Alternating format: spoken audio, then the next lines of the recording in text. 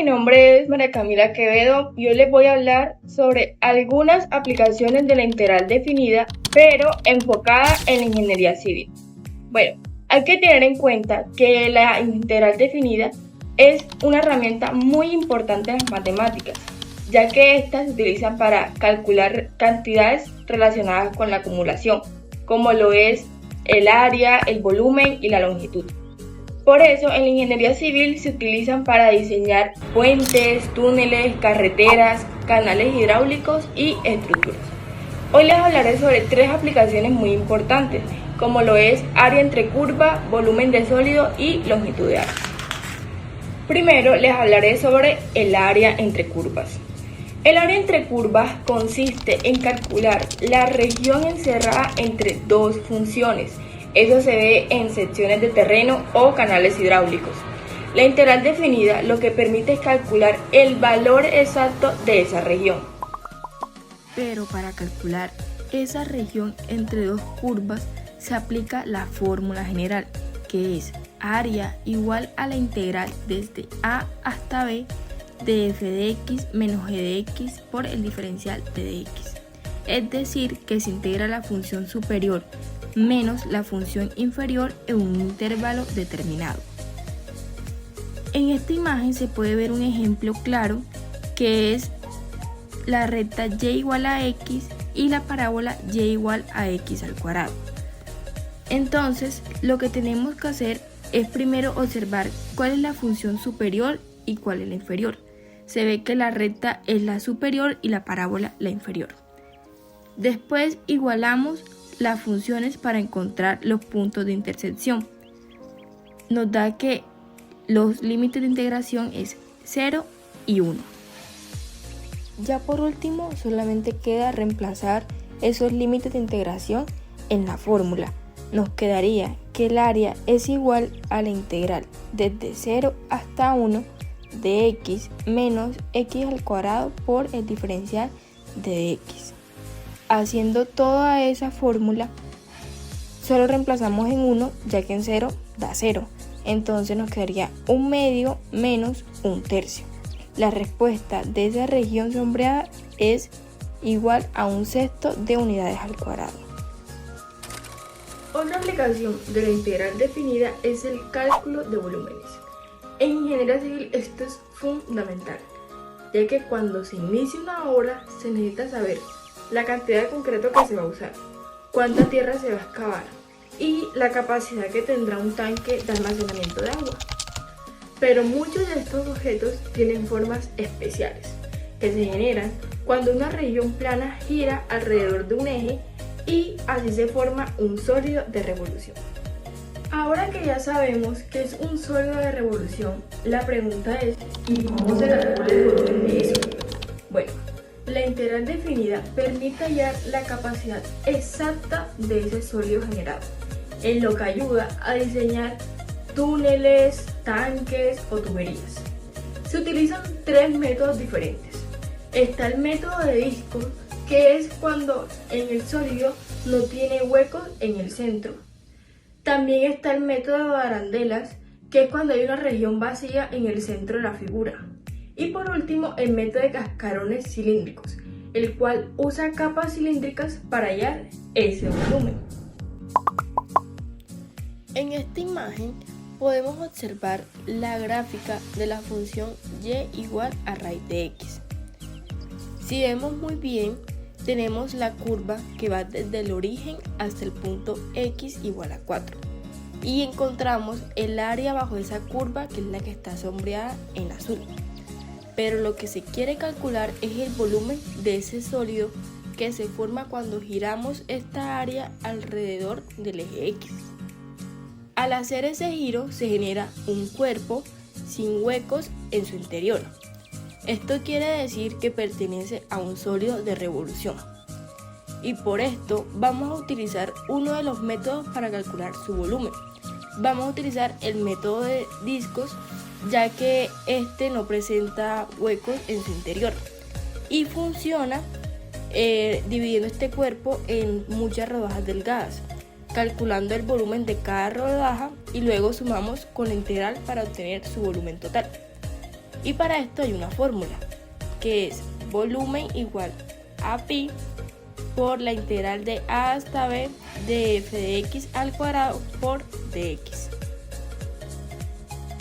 A continuación, solo nos queda aplicar directamente esta fórmula al ejemplo. Entonces sustituimos la función y nos quedaría que el volumen es igual a pi por la integral de 0 hasta 4 de la raíz cuadrada de x al cuadrado por dx. Como la raíz queda al cuadrado, se cancela y solamente nos quedaría x. Volvemos a que el volumen daría que es pi por la integral de 0 hasta 4 de x por dx. Esta expresión facilita mucho el cálculo, ya que solo queda integrar.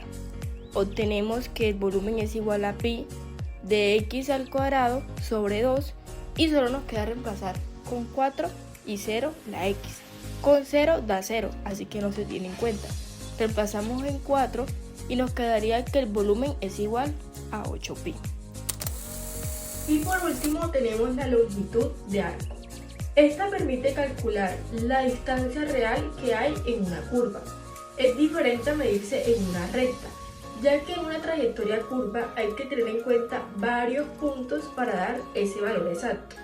Esto ayuda con las carreteras o cualquier trayectoria curva. También para saber cuánto material se va a utilizar o simplemente qué distancia recorre un vehículo. Pero para desarrollar la fórmula hay que tener presente el diferencial de arco, que se representa con ds. ds es un pequeño diferencial de la longitud sobre la curva, es decir, es una distancia infinitamente pequeña que hay entre dos puntos cercanos en la trayectoria. Geométricamente, esto se obtiene con el teorema de Pitágoras, ya que si tenemos un triángulo rectángulo debajo de la curva, podemos ver los pequeños cambios que hay en un cateto que es de x en horizontal y de y en el vertical. También tenemos que la hipotenusa sería eso, de s. Entonces por Pitágoras, el cuadrado de la hipotenusa es igual a la suma de los dos cuadrados de los catetos, por eso nos queda que ds al cuadrado es igual a dx al cuadrado más dy al cuadrado, por la explicación que di anteriormente. De ahí partimos para construir la fórmula de la longitud de arco. Ahora observamos el paso clave para pasar de un pedacito de curva a la fórmula que usamos para medirla.